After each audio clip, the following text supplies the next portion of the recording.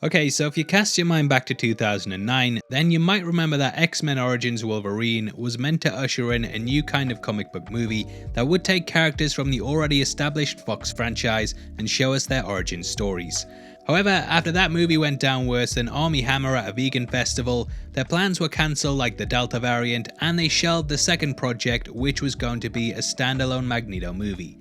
From here, Fox decided to combine the majority of the slate into X-Men First Class, a prequel for the franchise that would recast the characters and show us how things came to be before the first X-Men film. First Class totally revamped the series, and for me it easily sits in the top 3 alongside Logan and Days of Future Past. Inside the film is one scene that completely blows me away every time I watch it, and throughout this video we're going to be breaking down exactly why I love the coin moment that comes at the end of the movie. If you agree that this scene is amazing, then please smash the thumbs up button, and right now I'm using my Professor X powers to make you subscribe to the channel. Not doing this would be a mistake, like you spelled Mystique's name wrong, eh?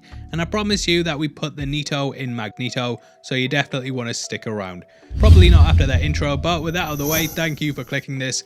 Now let's get into X-Men First Class. Okay, so in my opinion, Magneto is one of the best comic book villains ever put to film. Whether it's McKellen or Fassbender playing him, he's always an enemy that you can sympathize with, and though you don't agree with what he's doing, you're able to see exactly why he's the way that he is. First Class is very much his supervillain origin story, and we start the film with a shot-for-shot recreation of the one from the first X-Men film.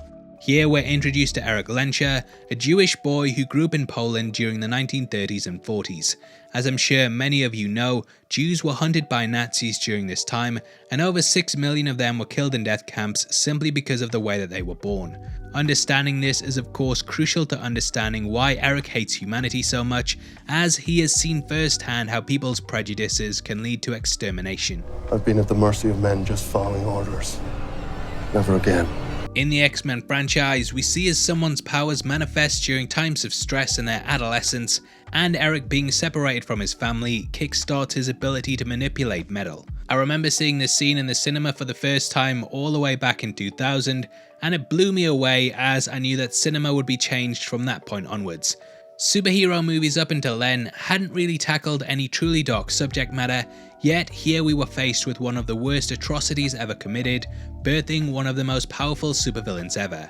Now where things shifted was that we were introduced to a brand new character in Kevin Bacon's Sebastian Shaw. If you've studied history, then you'll know that these death camps were filled with scientists carrying out human experiments in order to quote-unquote improve humanity.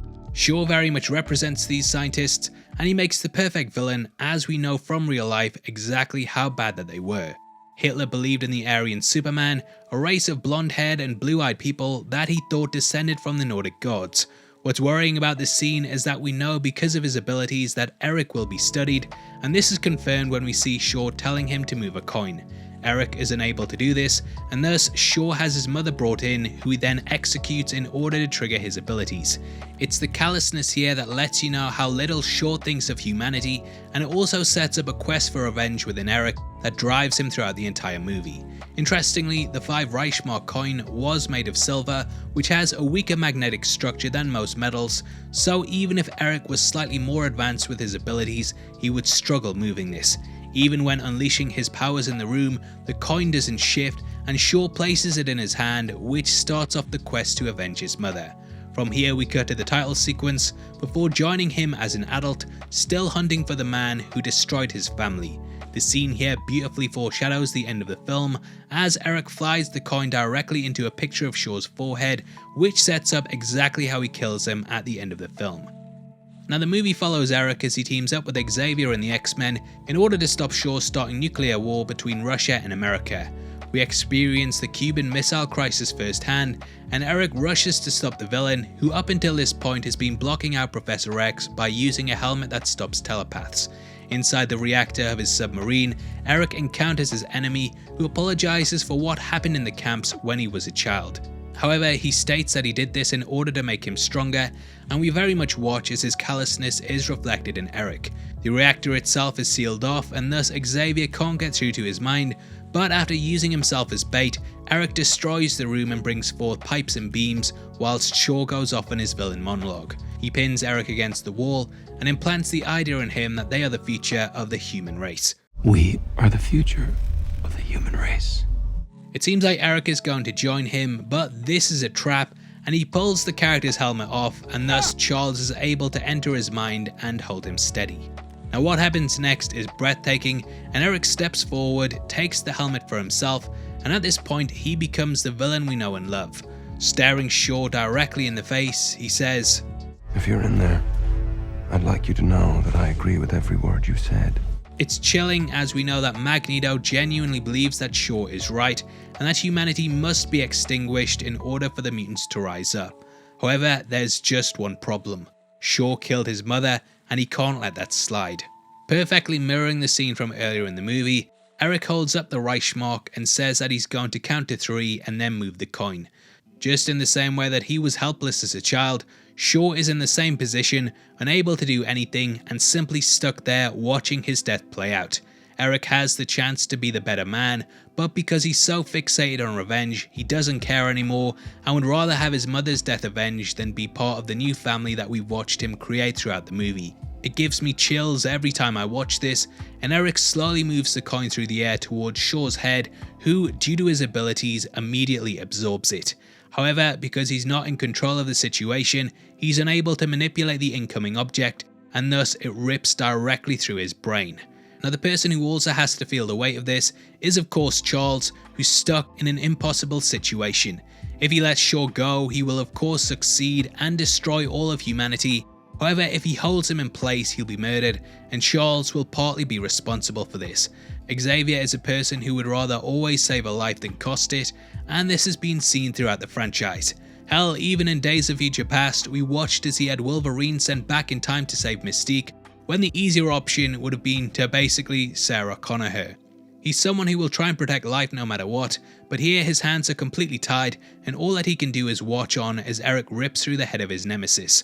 The direction here is outstanding too, and just as we pan across with the coin tearing through Shaw's head, we watch as the same camera movement happens with Charles, who simply stands there screaming as he sees it all play out.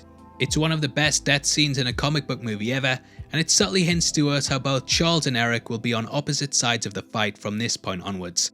Charles is someone who can of course control people's minds, but here he's unable to convince Eric to do the right thing, and it shows just how powerless that he really is. It really speaks to how even with the best intentions that it's impossible to change some things, and it really hits home why we are all likely doomed to travel down a darker path if we live with hate in our hearts. They are truly broken apart because of this, and whereas Charles would rather save his enemies, aka the humans, Eric is happy to kill them in order to achieve his goals. It's symbolic on a number of levels, and just as we watch Shaw get taken down, we see someone with the same objectives, same helmet, and almost the same team step into his place. The worst thing is that we know Magneto was born out of pain, and that from this point onwards, the quest for revenge will never stop for him. He emerges from the submarine a new man, and he decides to launch the missiles in order to allow humanity to destroy itself. Charles tries to convince him that the men on the boat are just following orders, and we know from our own history that this is what many of those complicit in the Holocaust gave as an excuse for why they did the things they did. It truly is the moment that one of the world's best supervillains is born, and every time I watch this scene, I just get chills. Whether it's Magneto accepting that he agrees with Shaw, moving the coin, or knowing that Charles is completely helpless, it has it all. We can truly see from the film exactly why Magneto came to be this way, and it also explains why he'll travel on the path that he does in the future. What's heartbreaking is that after Charles is shot, Eric holds him in his arms and thinks that they're still brothers. He says that they want the same things, but Xavier shoots down this idea and says that they don't. It really is a great scene that separates the two, and though I was going to do the bar moment from earlier in the film, I think this just edges it out in terms of bringing the arc full circle and also giving birth to a man who ended up becoming a monster whilst trying to destroy them. It ends the film in an incredible way, and for me is completely perfect.